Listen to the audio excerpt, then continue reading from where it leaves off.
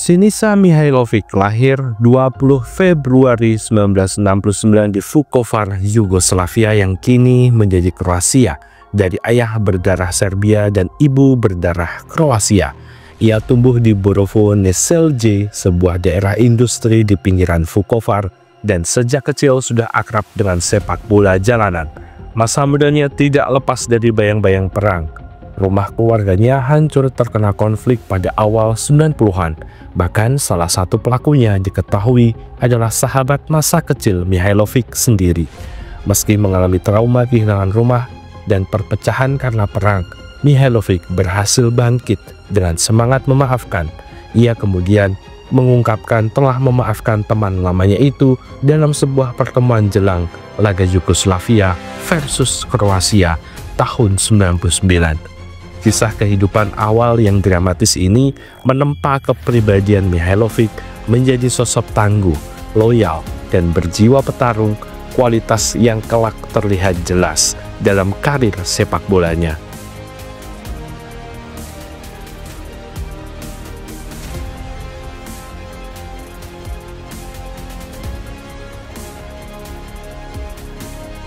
Bakat sepak bolanya mulai terasah di klub lokal NK Borovo. Mihajlovic remaja dikenal memiliki tendangan keras dan akurat sejak dini. Saat kecil, saya sebenarnya tidak suka bermain sepak bola. Saya hanya suka menendang bola, tenangnya kemudian. Setiap hari ia berjalan 2 km untuk berlatih tendangan di sebuah lapangan, menendang bola berulang-ulang hingga harus mengambilnya kembali sendiri.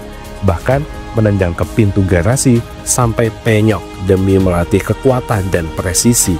Latihan tak lazim ini membuat kaki kirinya menjadi senjata mematikan di kemudian hari. Pada tahun 86, di usia 17 tahun, Mihajlovic mulai bermain untuk tim senior Borovo dan langsung mencetak gol pada debutnya. Talentanya menarik minat klub-klub besar Yugoslavia. Ia sempat diminati Dinamo Zagreb, namun negosiasi gagal karena pelatih Dinamo saat itu merasa stok pemain di posisinya sudah cukup. Akhirnya pada 1988, Mihajlovic bergabung dengan FK Vojvodina, klub dari Novi Sad, sebagai bagian dari generasi emas yang juga diperkuat Slaviša Đukanović dan Budimir Vujačić. Keputusan ini terbukti tepat.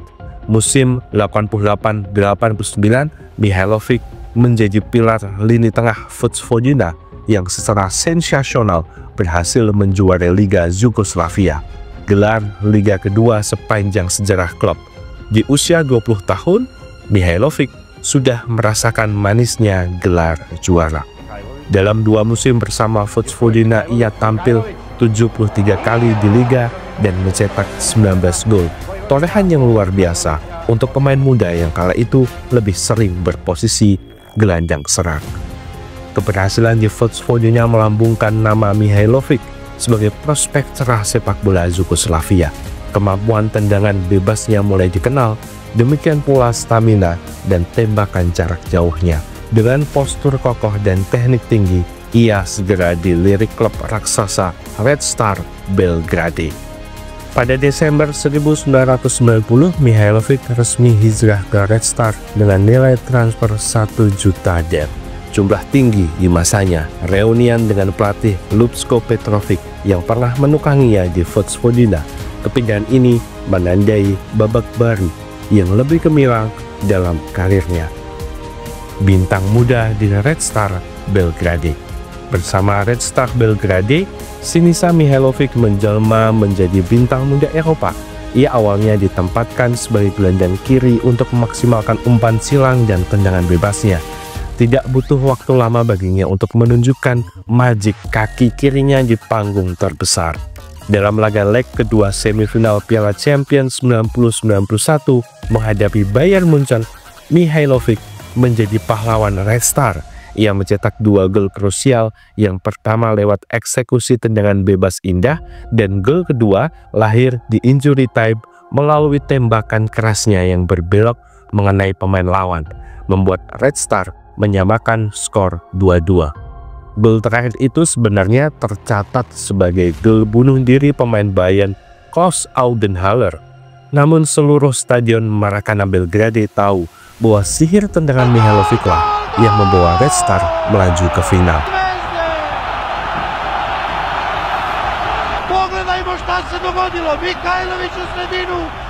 Momen dramatis ini masih dikenang sebagai salah satu semifinal European Cup paling menegangkan, dan nama Mihajlovic mulai disejajarkan dengan para calon bintang Eropa.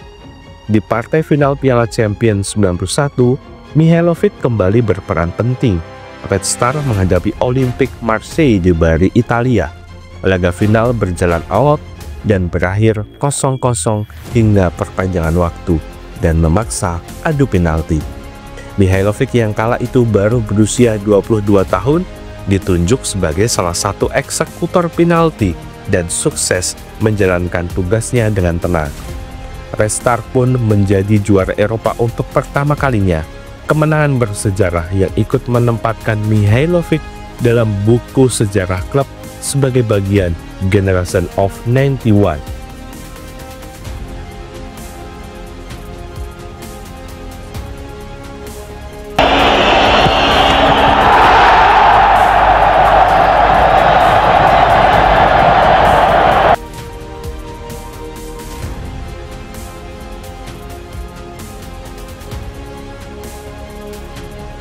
Tak lama berselang, pada Desember 91, Mihajlovic turut mempersembahkan gelar Piala Interkontinental bagi Red Star setelah mengalahkan klub Chile Colo-Colo 3-0 di Tokyo.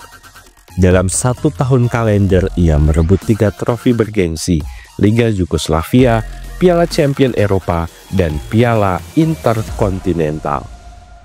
Secara domestik, Mihajlovic juga menambah koleksi medalinya.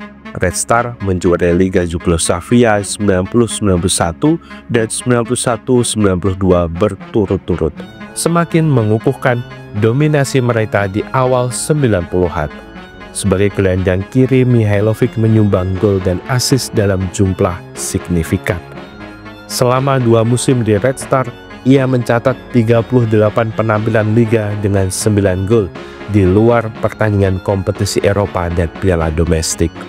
Kontribusinya bukan hanya berupa angka di statistik, ia menghadirkan ketenangan dalam bola-bola mati.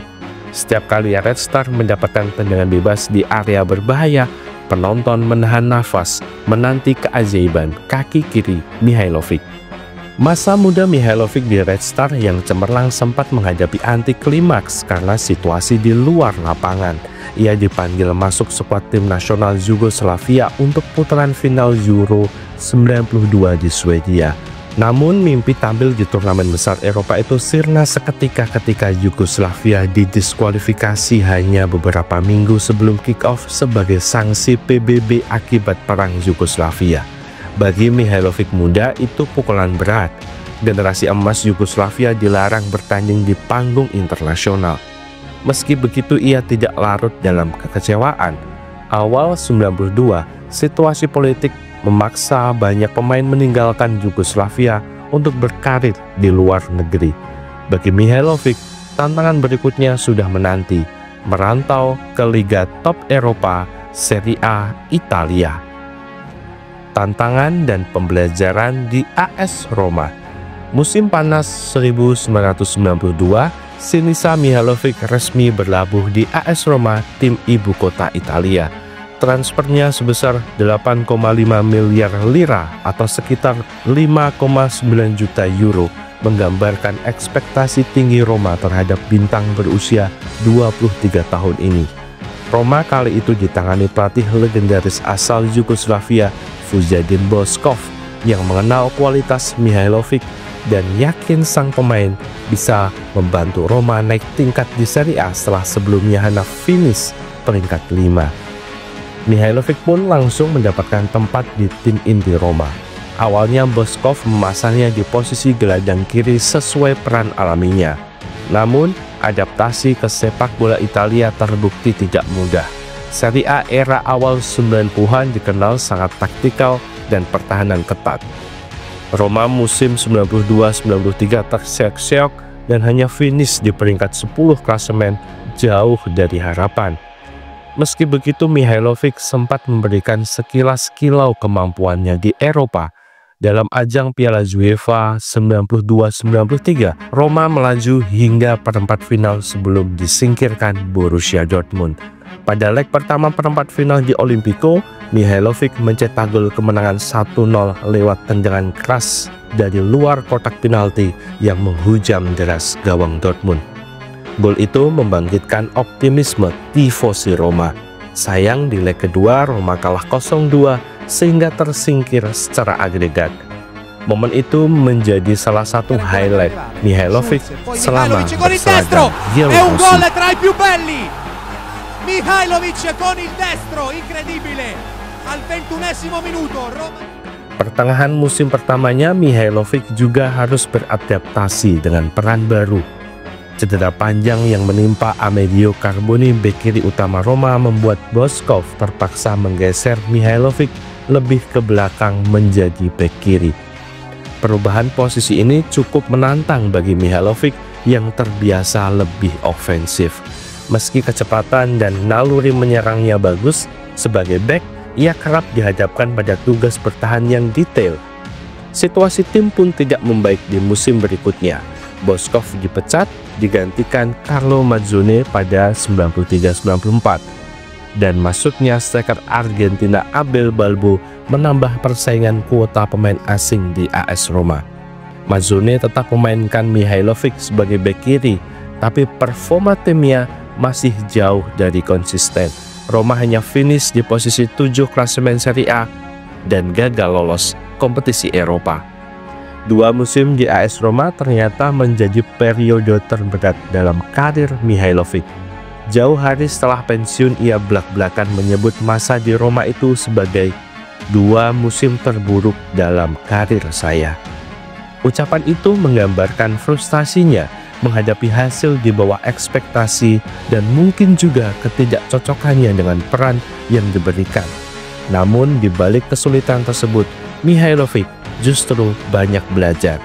Ia belajar disiplin pertahanan ala Italia, belajar menghadapi kritikan media ibu kota yang keras, dan memperkuat mentalitasnya.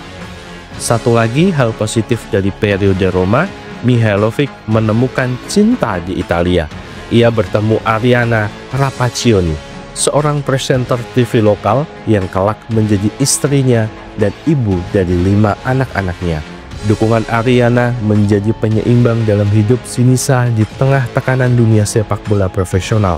Dengan bekal pelajaran berharga, meski pahit di Roma, Mihailovic siap membuka lembaran baru. 34 secondi, Siniša Mihailovic, giocatore del sinistro potentissimo, parte il tiro molto bello, gol! Un gol stupendo di Mihailovic ed è 5-2 quando siamo al 19esimo e 48 secondi. Pada musim panas 1994, ia memutuskan hengkang dari Roma. Destinasi berikutnya masih di Italia, namun nuansa berbeda. Pelabuhan kota Genoa memperkuat Sampdoria.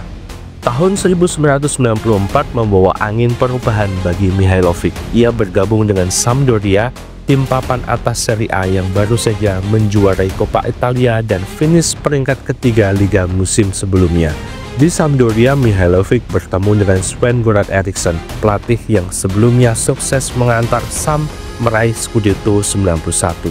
Disinilah karir Mihailovic mulai menemukan stabilitas dan jati dirinya di Italia. Pelatih Eriksson melihat potensi lain dari Mihailovic. Alih-alih mengembalikannya ke posisi gelandang kiri, Eriksson justru memasangnya lebih ke sentral pertahanan, bahkan sering sebagai sweeper atau libero di belakang duet bek tengah. Perubahan ini brilian. Sebagai libero, Mihailovic bisa memimpin lini belakang dengan ketangguhan dan visinya, sekaligus leluasa mengirim umpan jauh dan maju mengeksekusi bola mati. Ia mampu membagi waktu antara tugas bertahan dan melancarkan tendangan-tendangan panjang akurat ke penyerang di depan. 4 musim di Sampdoria 94 sampai 98 membuat Mihailovic berkembang menjadi bek serba bisa. Ia bukan hanya menjaga area pertahanan, tetapi juga ancaman konstan saat timnya mendapatkan free kick atau bahkan sepak pojok. Mihajlovic tak jarang mencoba langsung mencetak gol dari tendangan sudut karena kepercayaan dirinya yang tinggi. Secara prestasi, Sampdoria era itu tidak lagi meraih Scudetto, namun tetap kompetitif.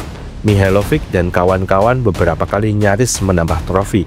Salah satu capaian terbaik adalah lolos ke semifinal European Cup Winners tahun 94-95 atau Piala Winners, kompetisi antar klub juara piala domestik. Sam melaju impresif hingga 4 besar sebelum disingkirkan Arsenal lewat drama adu penalti. Mihajlovic tampil apik sepanjang turnamen tersebut, memperlihatkan kepiawaiannya mengawal pemain top Eropa dan ketenangannya mengeksekusi bola-bola mati. Sayangnya tiket ke final gagal diraih setelah laga 2 leg kontra Arsenal berakhir imbang agregat dan Sam kalah adu penalti di Genoa. Meski begitu, kiprah di Piala Winners itu mengukuhkan reputasi Mihajlovic di kancah Eropa sebagai salah satu bek tangguh bersenjata kaki kiri mematikan.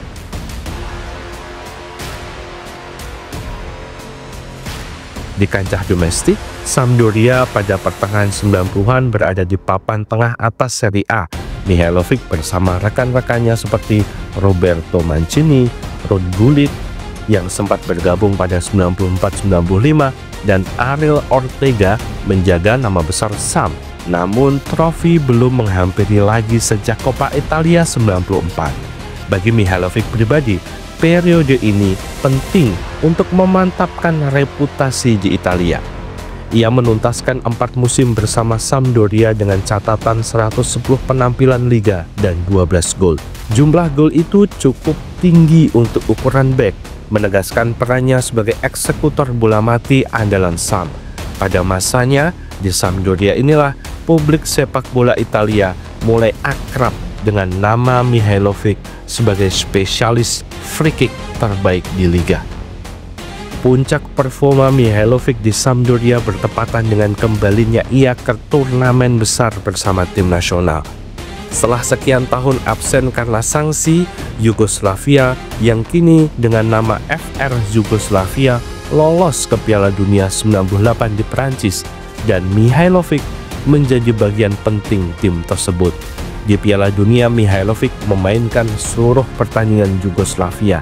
Ia mencetak 1 gol indah lewat tendangan bebas di fase grup ke gawang Iran, menunjukkan bahwa reputasinya sebagai algojo bola mati juga berlaku di pentas dunia. Mihajlovic 1-0 za Jugoslaviju. Siniša Mihajlovic. To je taj gol koji smo čekali. Uniknya di babak 16 besar melawan Jerman, Mihajlovic juga mencetak gol bunuh diri ketika berusaha menghalau bola, menjadikannya salah satu dari hanya 5 pemain sepanjang sejarah yang mencetak gol dan gol bunuh diri dalam satu edisi Piala Dunia. Meskipun Yugoslavia tersingkir di babak kedua, kalah tipis 1-2 oleh Belanda, Mihajlovic pulang dengan kepala tegak. Tampil di Piala Dunia dan mencetak gol adalah impian setiap pemain dan ia telah mewujudkannya. Musim panas 1998 di usia 29 tahun dan memasuki masa emas, Mihajlovic memutuskan mencari tantangan baru. Tawaran datang dari klub ambisius yang tengah membangun Dream Team di Italia, SS Lazio. Kepindahan ini bukan hanya reuni dengan pelatih Sven-Göran Eriksson, tapi juga babak puncak karir Mihajlovic sebagai pemain. Puncak karir di Lazio tahun 98 menandai awal era kejayaan Lazio, dan Sinisa Mihajlovic berada di pusat proyek ambisius itu. Lazio merekrut Mihajlovic dari Sampdoria dengan mahar 8,5 juta pound. Presiden klub Sergio Cragnotti jor-joran belanja pemain top untuk mengejar Scudetto pertama Lazio sejak 74. Skuad Lazio 98-99 bertabur bintang, dan Mihajlovic segera menjadi bagian vital di lini belakang. Debut trofi Mihajlovic di Italia langsung terjadi begitu ia mendarat di Roma. Pada Agustus 98, Lazio menjuarai Supercoppa Italiana dengan mengalahkan Juventus 2-1. Trofi pertama Mihajlovic di tanah Italia. Gelar ini menjadi pembuka jalan bagi kesuksesan berikutnya. Di Serie A 98-99, Lazio sempat memimpin klasemen, namun akhirnya harus puas di posisi 2. Walaupun gagal juara Liga musim itu, Lazio berhasil melaju ke final Piala Winners UEFA 98-99, turnamen terakhir dalam sejarah kompetisi Piala Winners. Di final yang berlangsung Mei 99 di Villa Park, Inggris, Lazio mengalahkan Real Mallorca 2-1 dan keluar sebagai juara Piala Winners. Ini menjadi trofi Eropa pertama Lazio, dan Mihajlovic berperan besar sepanjang turnamen dengan kepemimpinannya di pertahanan serta sumbangsih 1 gol tendangan bebas di babak perempat final.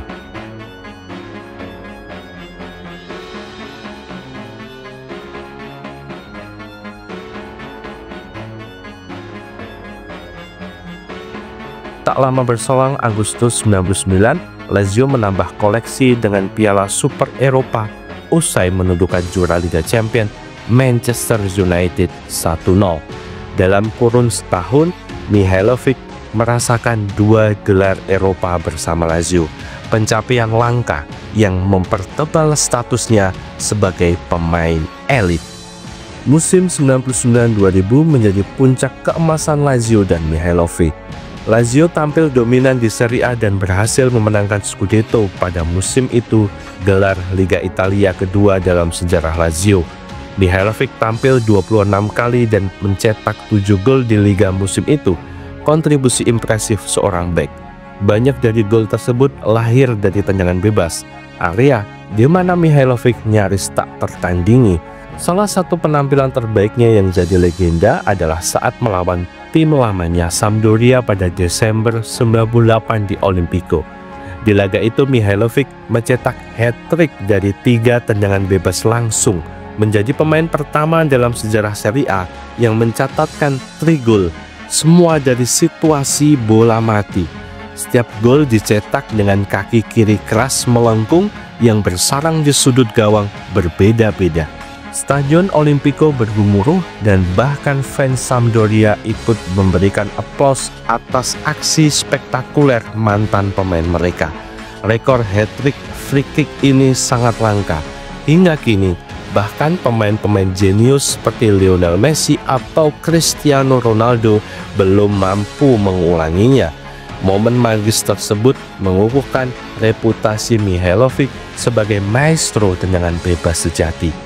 Selebrasi emosionalnya dengan berlari memeluk Sven-Göran Eriksson usai tiap gol menunjukkan ikatan khusus antara pemain dan pelatih, sekaligus meluapkan rasa percaya diri Lazio kala itu.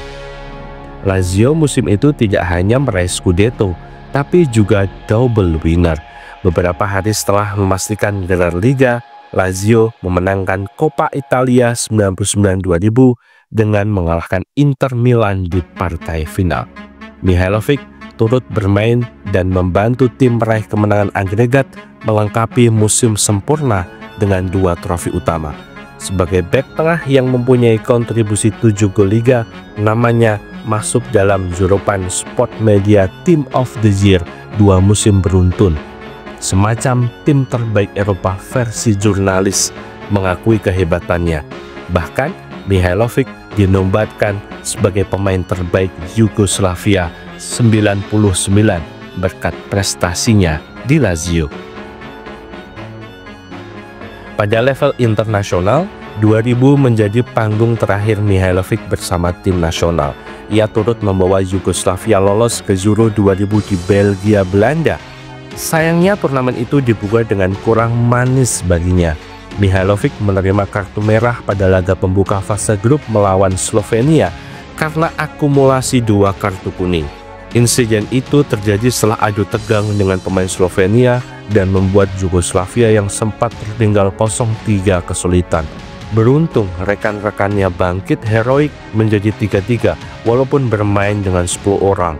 Mihailovic harus absen satu laga karena skors, lalu kembali bermain di partai terakhir grup dan perempat final. Yugoslavia akhirnya terhenti di babak perempat final Euro 2000 usai dikalahkan lagi-lagi oleh Belanda. Tetapi Mihailovic menutup karir turnamen besar dengan tetap menunjukkan semangat juang tinggi.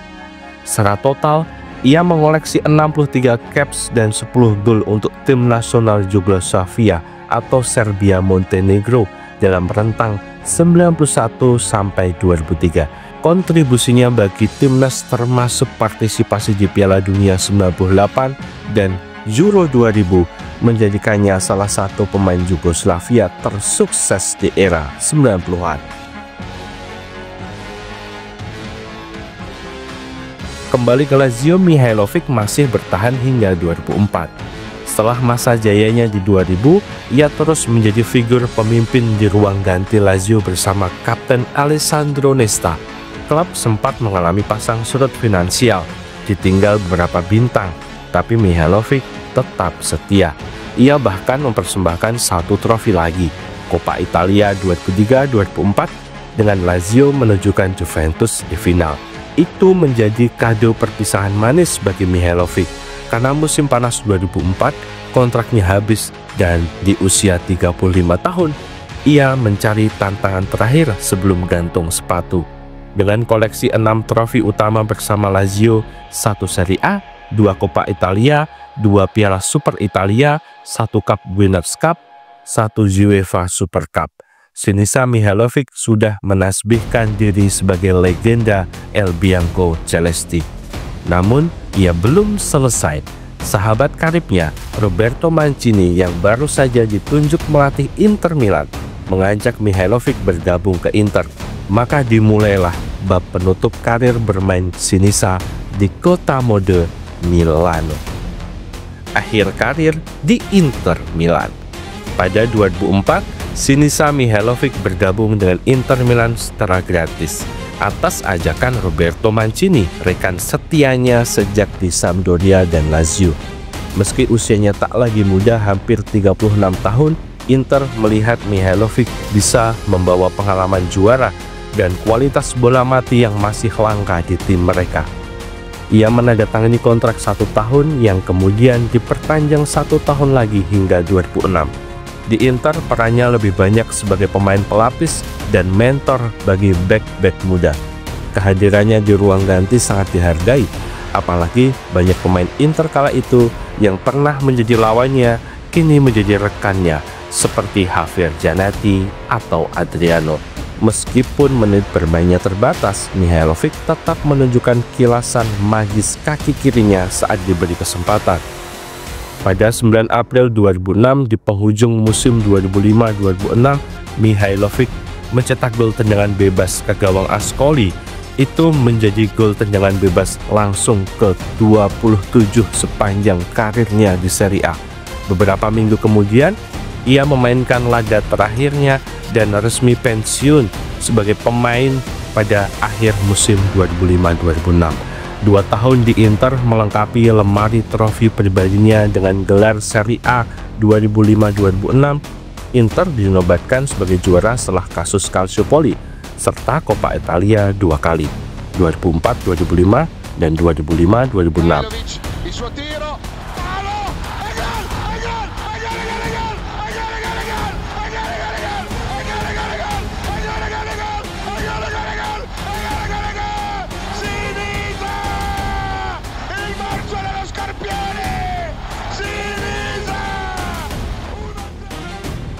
Mihailovic mungkin bukan pemain inti Inter, tapi kontribusinya tampak dari statistik. 43 penampilan dan 6 gol di semua ajang bersama Inter, di mana uniknya ke-6 gol tersebut dicetak lewat tendangan bebas.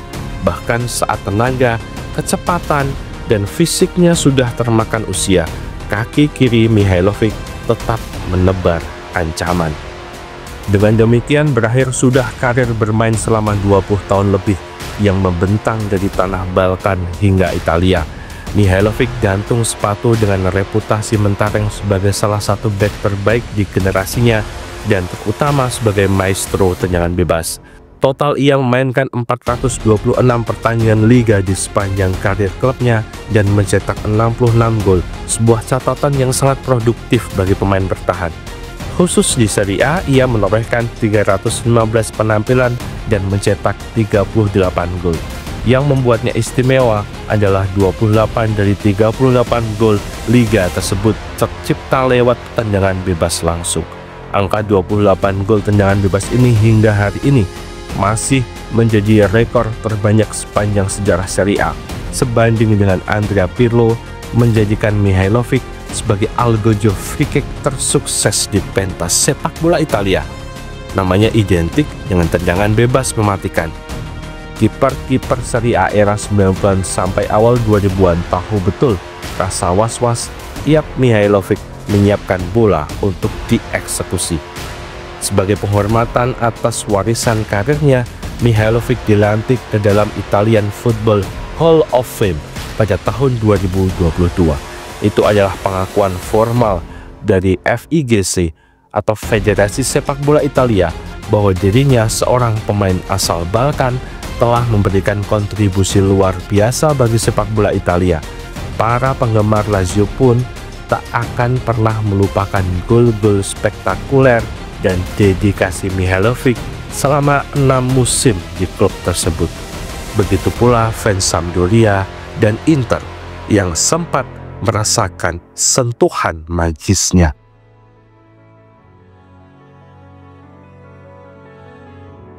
Setelah pensiun sebagai pemain, Sinisa Mihajlovic memulai karir kepelatihannya sebagai asisten di Inter Milan sebelum menjadi pelatih kepala di berbagai klub Serie A seperti Bologna, Catania, Fiorentina, Sampdoria, AC Milan, dan Torino, serta sempat melatih tim nasional Serbia.